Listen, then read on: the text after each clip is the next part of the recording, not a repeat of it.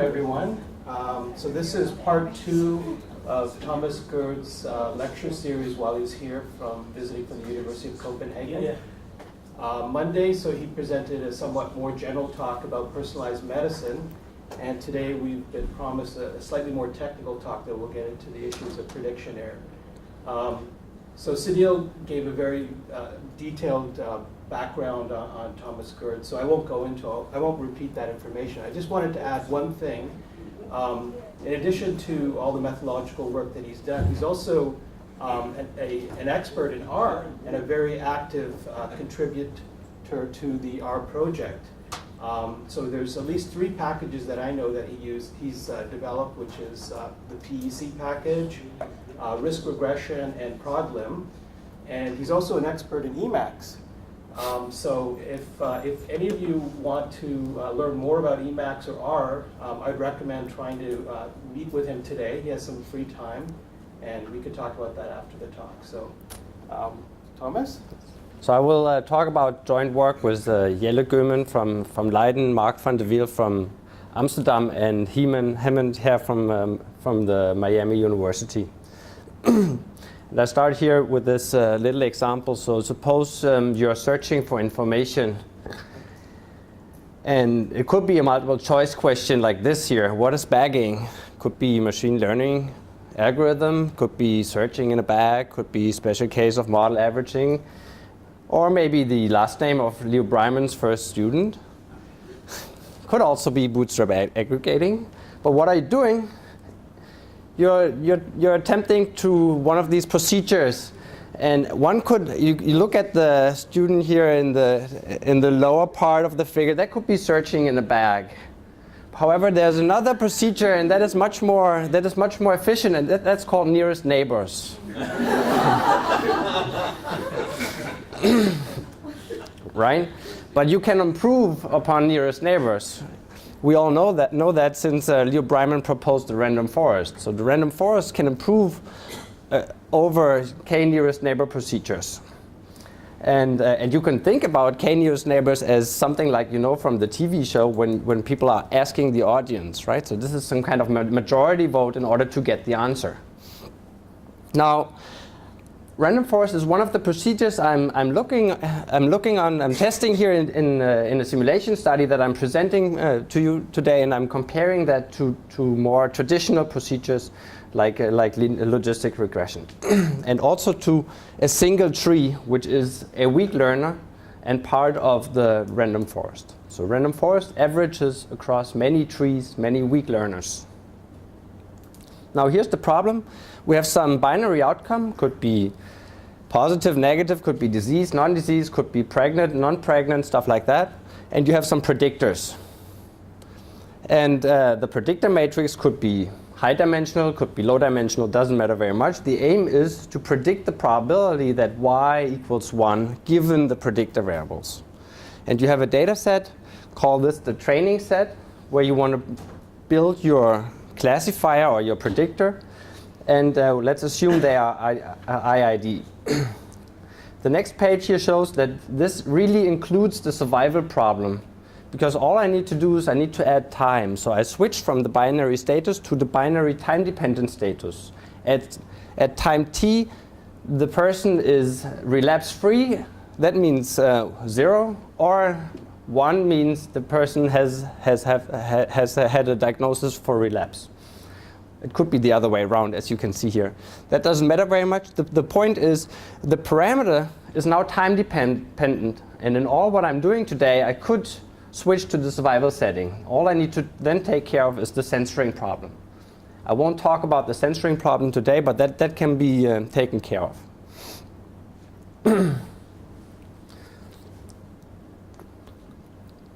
So the object of the talk is a statistical prediction model. And that is a mapping from the predictor space to the probability of y being equal to 1. So whenever such a black box here gets to see an x, it comes up with the predicted probability for y being 1 for this x. And how do we get these models? We open up the black box, and we see here there are several procedures you could use. you could apply a logistic regression model, a Cox regression model, and that would then apply to some data set, training set, yield a model which then picks the predicted probability. So two different things. One is you given X, you get the predicted probability, and the other is given training data, you get a model. Okay. Now to sum this up, the predicted risk based on a statistical model is the result of two steps. The first is we apply the strategy to a training set in order to get a model, and then we apply the model to the new patient's predictor variables in order to get a predicted probability of the outcome. So these two different things, sometimes it's important to distinguish between them. And I argue that sometimes we are interested in assessing whether the first step is valuable, has good performance, and sometimes we're interested in whether the second step has a good performance. Now, how do we measure performance? I do measure performance using the Breyer score, and that is nothing else but the mean squared error. So we take the binary outcome, yi could be time dependent, could be in a survival setting, and I subtract the predicted probability for the corresponding predictor values. So xi is the predictor values of patient I, and yi is the outcome of patient I. And then I square this difference, and of course the lower the better. The closer the predicted probability to the true outcome, the better is the prediction. And I can sum this up into a population average summary measure, just as usual. If you have censored data, then you need some weights in here. But I don't talk about that today. For the reason that my medical collaborators, they have problems understanding the scale of the Breyer score. They are used to area under the curve. Area under the curve works between 0.5 and 1. So I do this little trick here. I go to the root mean squared error and I subtract from 1. Then a model which predicts to each patient a probability of 50% that this patient is a 0 or 1. Then I get a benchmark, and that is again 50%. So then everything better than this benchmark model will then be above 50%, and the optimum will be reached at 1, as it is for the area under the curve. So this is a nice correspondence. However, it is not so clear what parameter we're estimating. So this here is the question for the talk today. We apply this procedure. What are we estimating? Right? This is an estimate, but it's unclear what the asymptotic values. Now, in order to describe two possible parameters, we go here to Efron's terminology, and he calls the one of the two possibilities the true error rate, and the other the expected true error rate, right? And then he claims that most often we're interested in the conditional error rate. However, none of the procedures, leave one out, cross-validations, these procedures correlate very well with this parameter. So I will go into the details here. And first, denote here the conditional performance as follows. I take the expectation over y and x of a patient who is not included in the training set, and I condition here on the training set. This is the definition of the conditional error. And you see here notation, this is the strategy applied to the training set, and this is just the model which we obtain when we apply the strategy to the training set. This conditional performance measures the performance of the model that we have obtained with this training data set, right? So if we think about making an internet risk calculator, we have one data set, we want to give this to the public, then we're interested in how well does our model that we give to the public perform. Then we're interested in the conditional error. Okay? The expected performance, on the other hand, is a little bit different. I take the conditional error and I take then the expectation over all possible training sets that we could have at this sample size. Right? So we consider all possible models that this strategy would pick with a sample size n. And then we average. And this parameter measures the performance of an average model, which could be obtained with this strategy at the training sample size. That's a quite different concept, and a quite different parameter.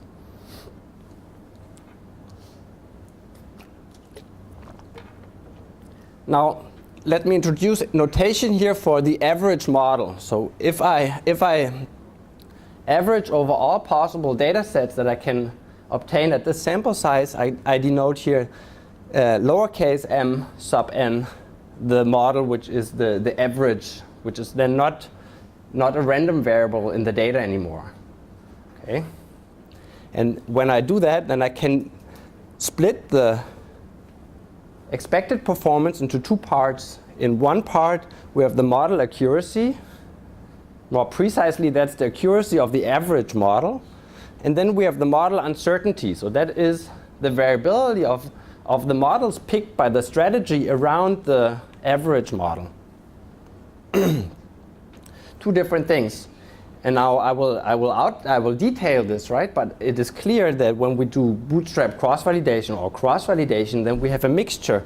We always include, when we do cross-validation, we rebuild the model all the time. We do have the model uncertainty in our estimate. So that kind of shows that when we do cross-validation, we are estimating the expected performance and not the conditional performance. But I will get back to that. We should note here that the model accuracy part is actually the conditional performance of the average model. That may be quite useful for some settings where we can where we have an idea about how different the current model is to the average model at this sample size. Now, when do we want what? Situation one, the best model should be implemented for practical usage. That could be the internet risk calculator that we want to issue to the public. We're not interested in the variability of the models that could have been built on data sets of the same size, but these data sets do not exist. We just have this one data set. So we're interested in how well does this model in practice. The situation two is we have developed a new modeling strategy, like we propose a new random forest, and we are interested in comparing this new strategy to other strategies. Then we are interested in the expected prediction performance of this new proposed strategy. So there are two different situations. And if we apply that more specifically to medicine, then of course the patient has a different viewpoint as compared to the community. So the patient is only interested in himself. Is not interested in the average prediction performance, only in what happens to him, will happen to him, or what treatment assignment would be useful for him. Where in contrast to that, the community is interested in a risk prediction model which does well for most of the population. That's a quite different viewpoint. The basic researcher wants that the model is plausible, and the statistician needs a strategy which works in most cases. Quite different viewpoints that will then maybe, some of them will pick the conditional error, others will pick the generalization error.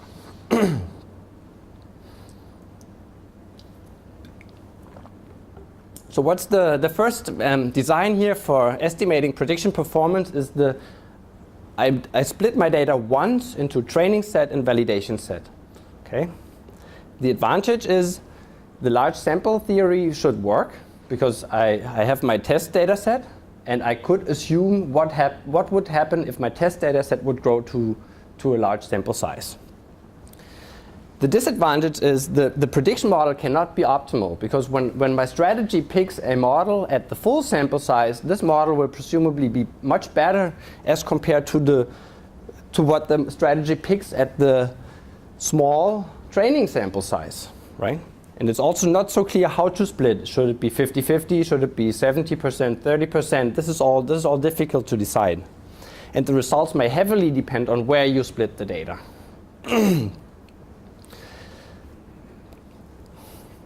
It is also clear that this estimate does not include the variability of the models.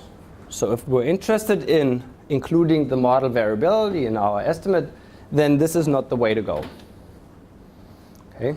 Design 2, that's the repeated split called cross-validation. So we do this many times, and in each of the times we have split our data into two parts, we apply all the strategy on the training set including variable selection, including parameter estimation, and so on. And then we validate in the remaining test set. And then we do this many times, and in the end we average.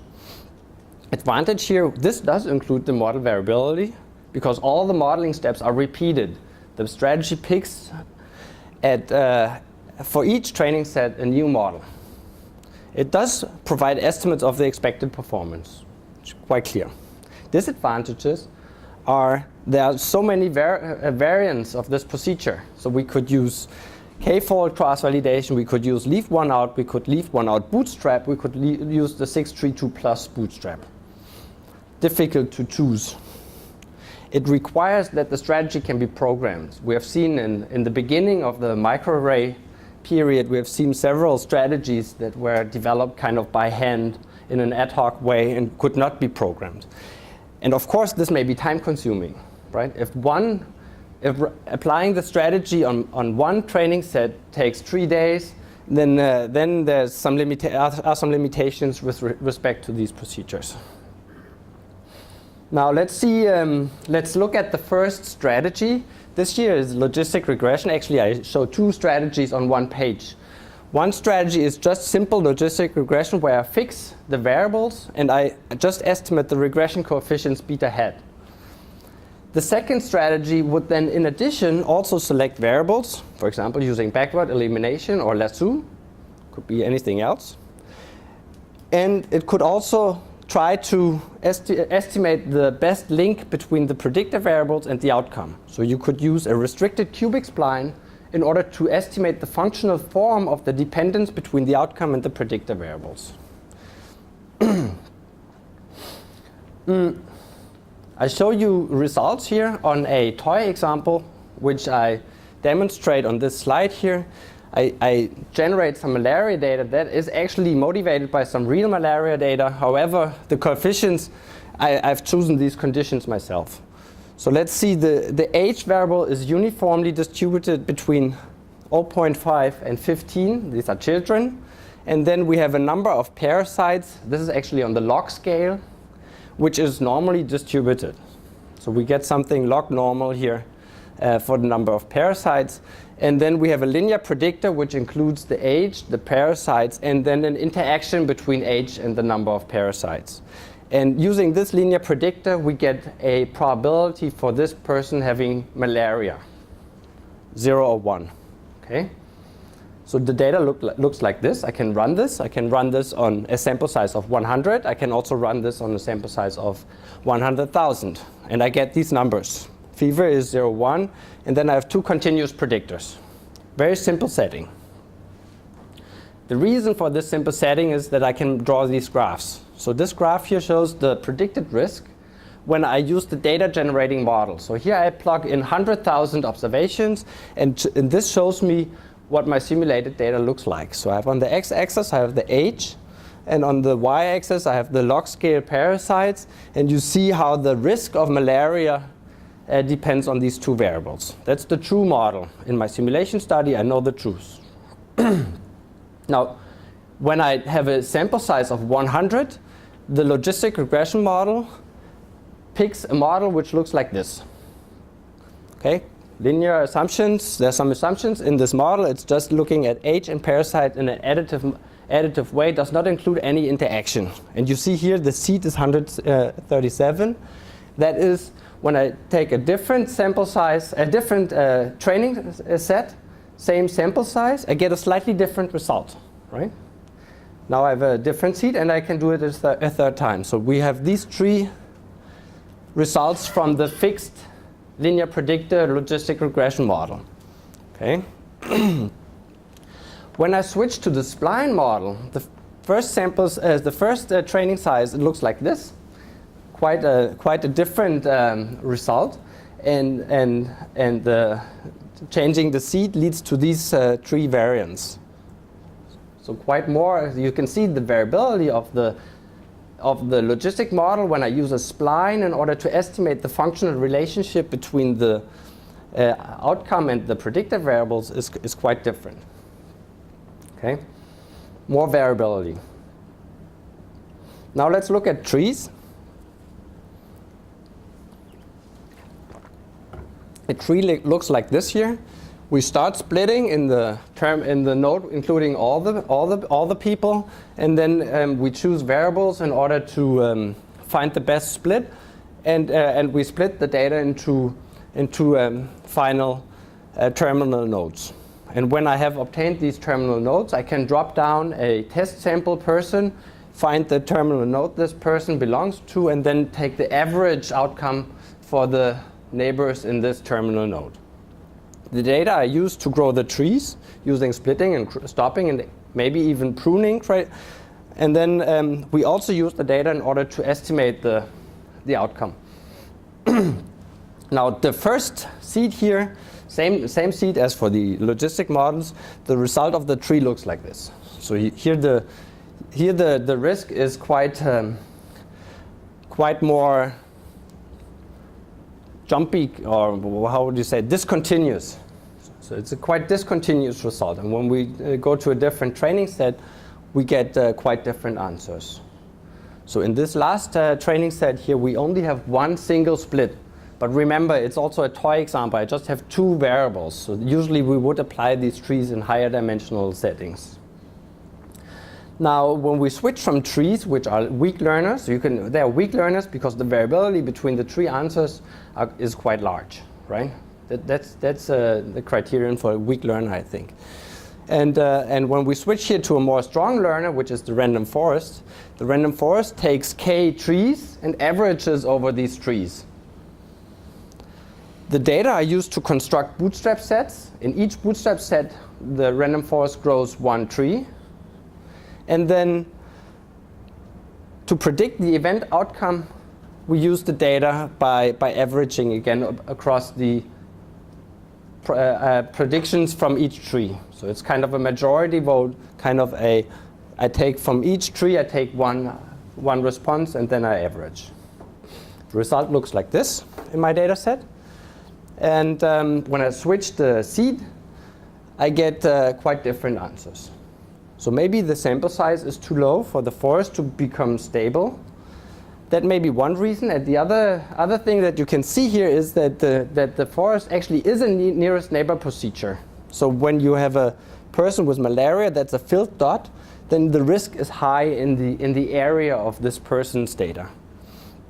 Also here's here are two filled dots, so the risk is getting higher. So it's really a nearest neighbor procedure. One thing I would be quite interested in would be to smooth this procedure in a way such that the risk can only increase with increasing age, or can only increase with increasing number of parasites. I think that would be quite useful. We should work on that.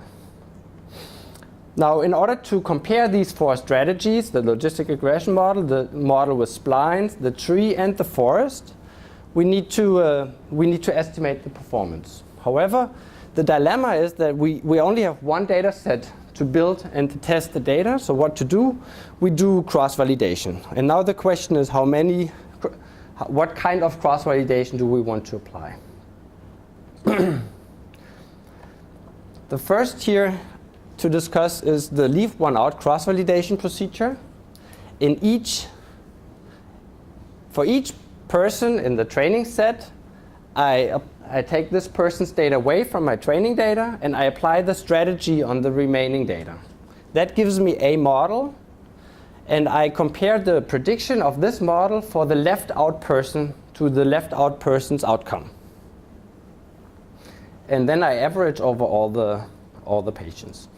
The advantages of this procedure is that for most strategies, if I apply the strategy to the full data set or to the data set with just one person's data left out, will be quite similar. And the result does not depend on the random seed because I average over all the persons. The disadvantage is we have to apply the strategy n times, and that can be really time consuming.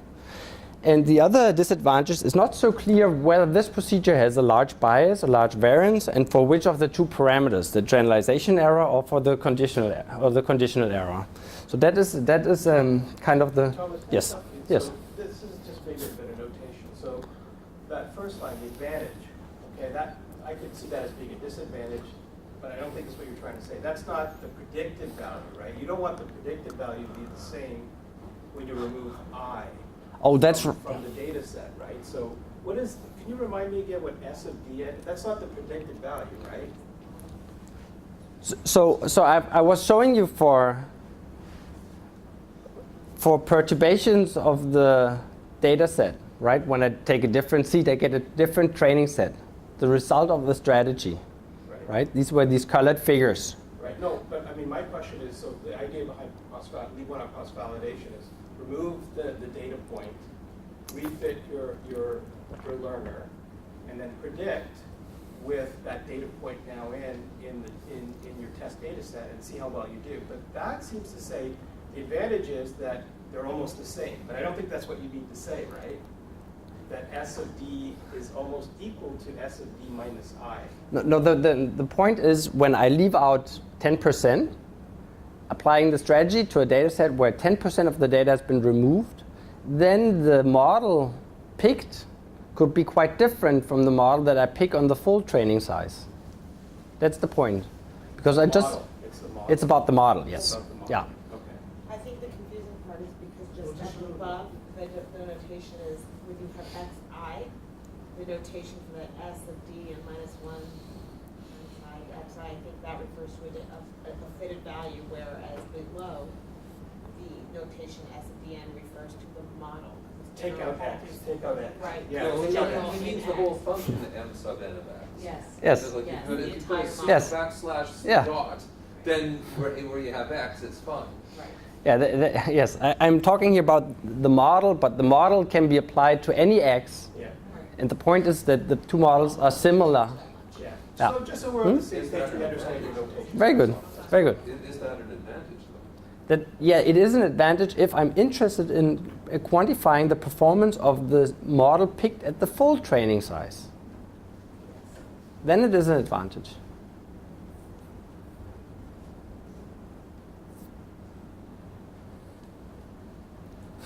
Yeah. Again, if you're interested in the conditional performance, right, then it is an advantage. If you're interested in the generalization performance, then it may be a disadvantage. Okay, so what did I do here? I calculated the learning curve. So my data, my simulation experiment can be applied to any sample size. I was showing you results for n equals 100, but here I'm actually looking at different sample sizes. I'm looking at sample sizes starting at 75, going over 100, up to 3,000. And for each sample size, I draw 1,000 training sets, apply all the strategies, and save the models. Then I draw a very large validation set of 200,000 individuals, and I predict the outcome for these individuals, and then I compute the Brier score performance, and I show this as an average over the 1,000 results. And here first you see the learning curves. This is what I just described. So for the 4 models, it is clear that the logistic model is winning the competition because the data are generated with a logistic regression model, which is quite similar to the true model. It's not like the true model. So we would think that the forest would later on, with larger sample size, be able to be even better than the logistic model. We would also think that the spline model would become even better when the sample size gets larger. You can already see that the spline model has a slight advantage at the large sample sizes, where it then can pick up the differences. The performance score that you define ranges up to 100%. Because I see Yes. the performance is around 60. So Yeah, this is 1 minus root mean squared error. yeah, but is this 1 minus square root of the Brier score a value between 0 and 1 It's actually between 0.5 and 1. and 1? If the model performs worse than 0.5, then the model is worse than issuing the same probability to each person. Okay, so it's like don't do any modeling, and as this number grows to 1, is a better model. Yes. So yours models, even with very large sample size, and most is a score of 0.6. Yes. So what can you say about it? What's the question? Well, the I'm expecting that if you are simulating something of a very clear model, right. like the logistic, and you are fitting logistic, and you are increasing sample size, that you should have a performance score close to 100. My intuition, this is only intuition. So I would like to know what is your intuition, how you think of this value Yes. of logistics. Yes. So this depends crucially on the prevalence, right? If you change the prevalence, then you can get up to 100. Is the prevalence Yes. of your event, like Yes. the malaria event, Yes. that in this case you did a certain number? Yes. Okay, so there is a understanding Yeah. how to This is sensitive to the prevalence. the prevalence. So Yes. if you access something that you have a higher prevalence around 50%, we will give 100. Right. Close to 100. Yes. And it is not so clear if 3,000 is a very large sample size for building a very good prediction model. Right? If you had 100,000 individuals, then you should get really high up here, right?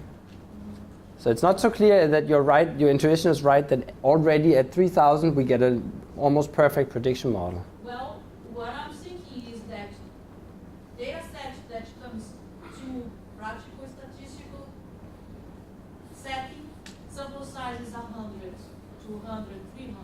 Yes. At most. Yes. Number of variables is 10, 20 or more.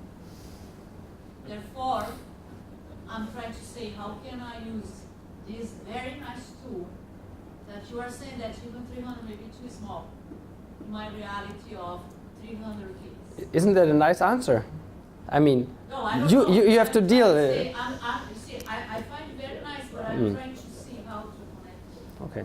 So I think I just go on and we can discuss more maybe later. There's another question? Yes. When you generated the data, you had an interaction term. Did you allow the possibility for an interaction term in your in the models that you were building? No. Oh, no. Okay.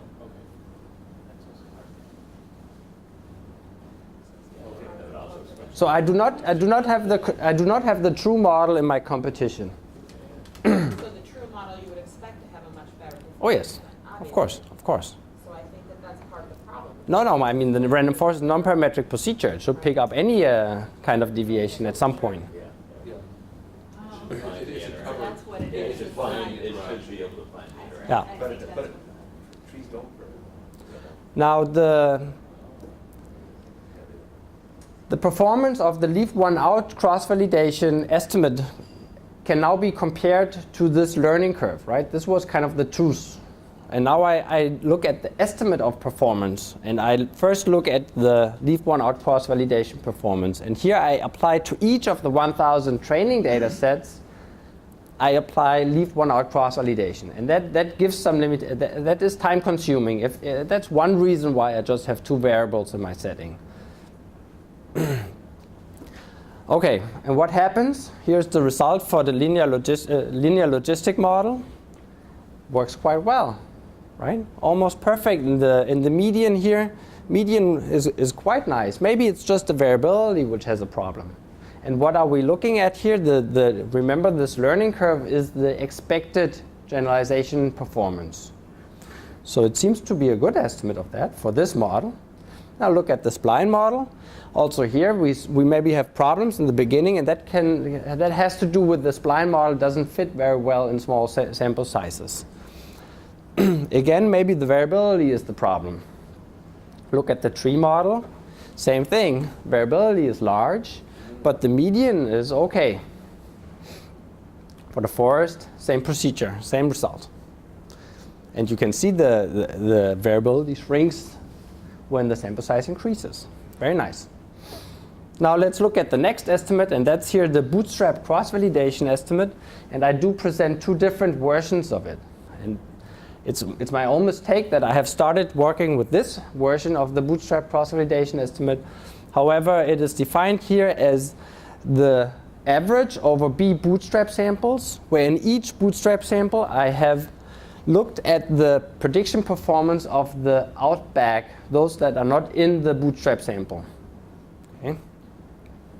So I do apply here the strategy to the bootstrap sample in order to get my model for this bootstrap sample. And then I look at the performance for where I look at all the individuals that are not in the training sample. Maybe you should define what you mean by out of bag for people who have not heard that term. Yes. So in bag means I'm in the bootstrap sample, and out of bag means I'm not in the bootstrap sample. Now this estimate is quite closely related to the leave one out bootstrap. That's again Efron terminology. So here we first sum over patients, over individuals, and then we look at all the bootstrap samples where this individual was not included out of bag. And we do the same thing. We compare the outcome of this person to the prediction of the model where this person was not included to build the model. And here you see how closely related they are. So we just swap the two sum signs, and it turns out they are not equivalent, even not asymptotically. And that is quite annoying for myself, because I have programmed this here, and later it turned out that this is the right way to go. There are some arguments, and I will present the main argument why I now prefer the second version. Now, when we consider this type of estimate, the advantage is this does include the model variability, because we have to rebuild the model at each bootstrap sample, and it should be more stable because I average. The disadvantage is this underestimates the performance of the strategy at the full sample size, and the reason is that any bootstrap sample includes less information than the full full sample size. Even if I bootstrap with replacement, I have less information in this training sample. And another problem here, this depends on the random seed, unless maybe we increase B to a very large number. And that may be, again time consuming. Now, we do this in a similar way on the simulated data. I repeat this procedure in each of the 1,000 simulated training data sets, and I do this at each of the sample sizes, and I get figures like this here. So we can see it underestimates the performance at small sample sizes, even for the logistic regression model with a fixed linear predictor.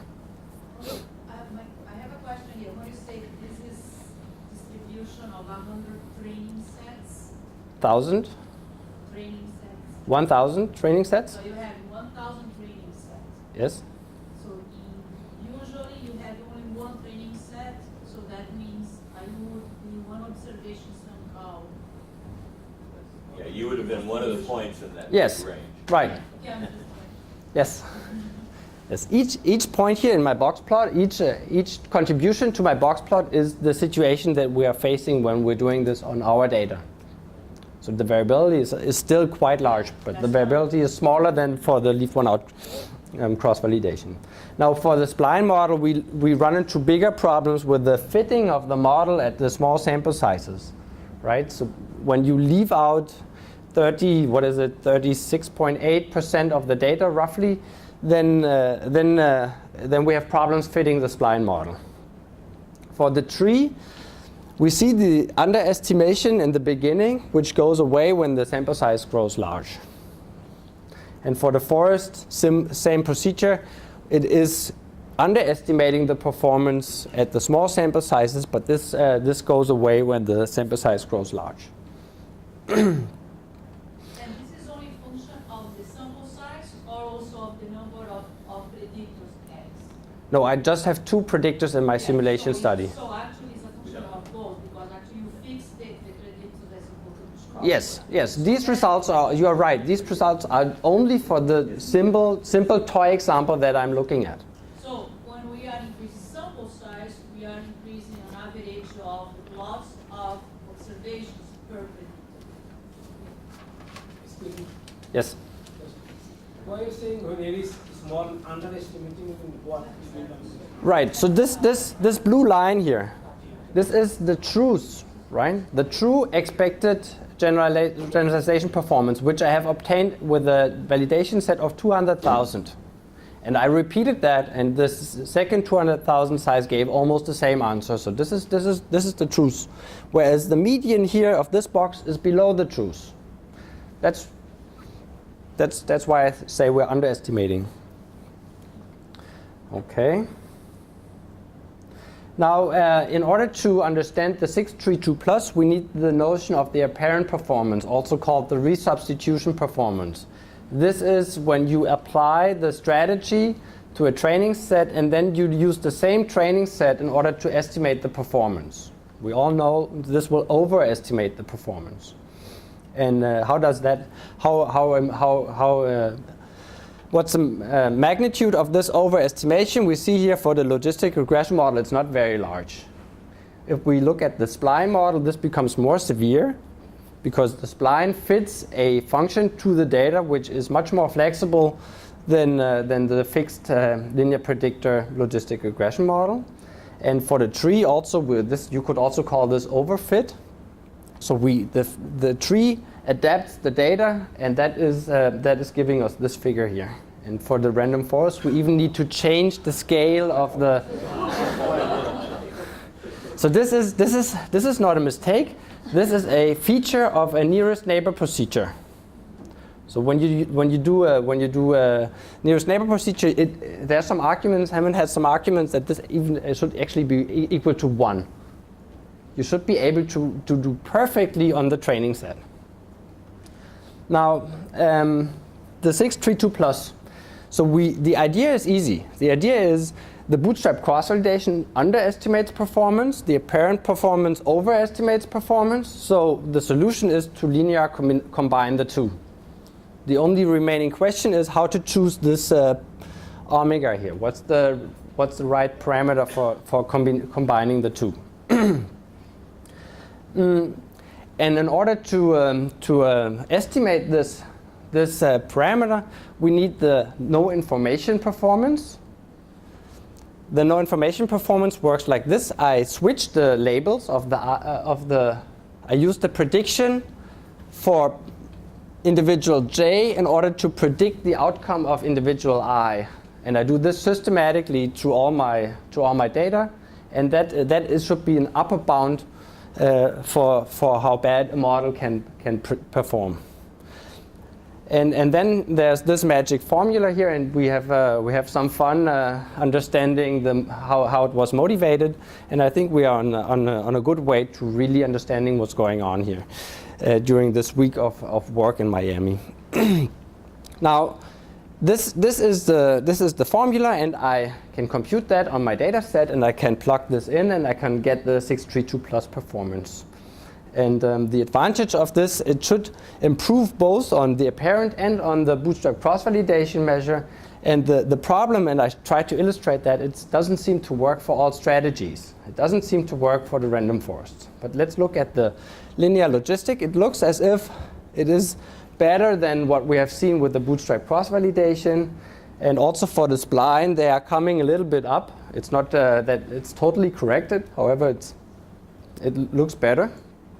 For the tree model, we can see a slight overfit with this procedure. And for the random forest, we can see a large overfit. And this does not go away when the sample size increases.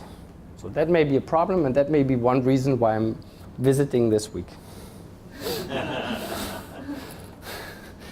So that's the good side of the problem. Now there's one more slide here that I wanted to discuss, and that is we have looked at the expected, at the generalization performance, but we can, in this simulation study, also look at the conditional performance, because in each simulation run, we do have the performance of the current model.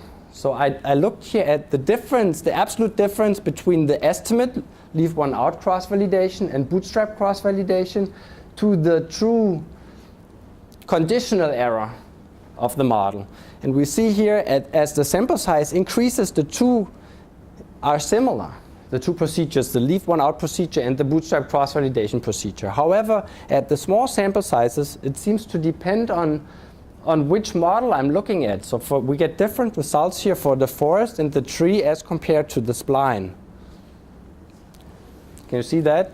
Here for the forest, the bootstrap cross-validation has a lower bias, whereas here for the spline model, the bootstrap cross-validation has a larger bias.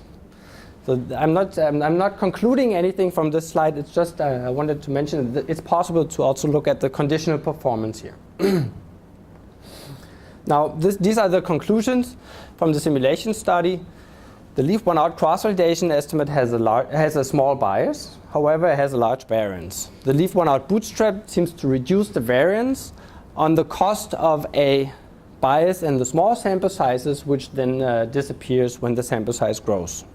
The 632 plus has been developed for the misclassification error. I'm maybe misusing it here for the Breyer score, but it seems that it doesn't work for the Breyer score and the random survival and the random forest. Now, in order to just argue why I prefer the leave one out bootstrap over the bootstrap cross-validation, and that is I can decompose the leave one out bootstrap procedure into two parts, and that is the estimated model accuracy and the estimated model uncertainty. And this decomposition is very nice because I can use this decomposition in order to assess the conditional performance of the average model at a certain sample size. Right? I can compute the result on the left-hand side of the equation, and I can also compute the model uncertainty, and I can subtract the two from each other in order to get a nice estimate of the model accuracy of the average model at a certain sample size. So that's why I like this version of the bootstrap procedure better.